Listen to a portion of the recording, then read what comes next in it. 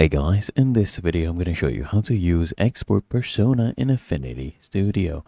Now to do this, the first thing I want you to do is come here to the top panel, click on these three dots, and under the Studio Manager drop down, I want you to make sure Slice is actually toggled on. Just like this, you toggle it on and it should appear right here. And then what I want you to do is click on Slice, and once you switch over to Slice, you are able to use this feature using the Slice tool. Now if I click on this and if I begin to draw bounding boxes around the elements I want, I can use those specific slices as batch export options if I choose to.